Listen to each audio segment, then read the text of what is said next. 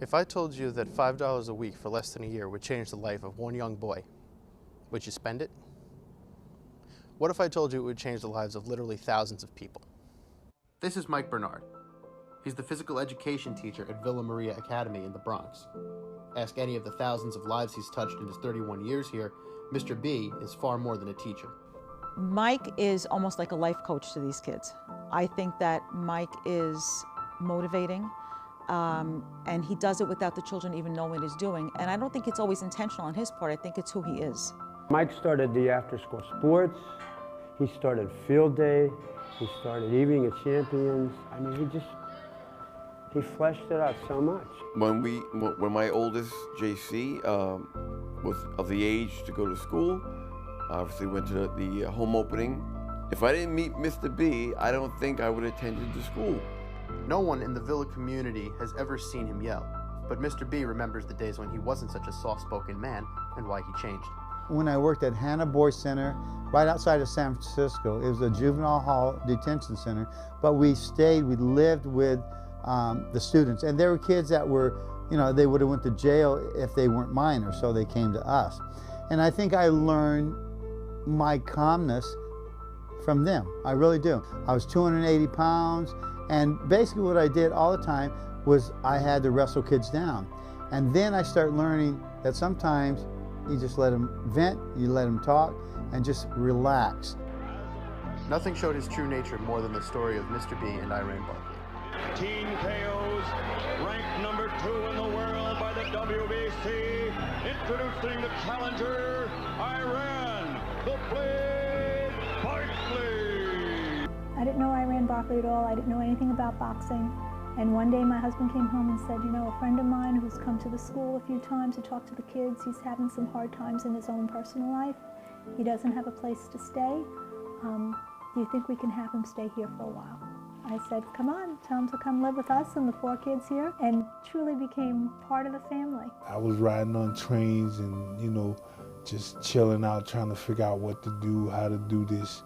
And Mr. B and Johnny Zerbo and them came and got me off the train, and they was like, yo, you can stay with me. You can stay with me a couple of days.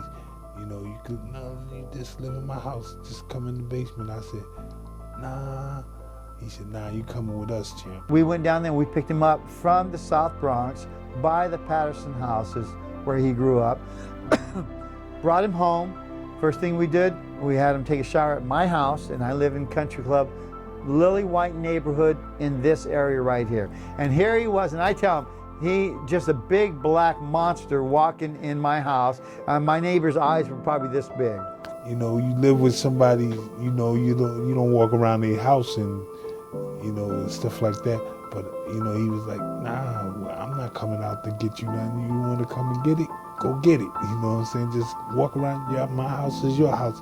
I was like, wow, and I was like, this is cool. You don't meet many people like that. While Mr. B spends most of his time working to help this community, the community comes together for him every year for the Evening of Champions. I test every student at Villa Maria Academy, kindergarten through 8th grade, on 9 New York State physical fitness tests. He has parents come to help him, setting up the room, setting up the equipment, and to make it an enjoyable event for the children, for his students who have achieved what they need. I don't think people realize how much preparation is needed to pull off some of these events. He's got a hand in getting the food together. He's got a hand in setting the room up. He's got a hand in making the signs up for the front of the building. All the work he does for the school, his love for the students, never goes unnoticed. But the reason that he's a physical education teacher is largely unknown. Well, remember those $5 a week? But I still remember being in Mr. Shelp's leathercraft class and being kicked out. Why? Because my mother didn't pay the $5 weekly fee for leather and all that. She was a single mother, raised 5 kids by herself.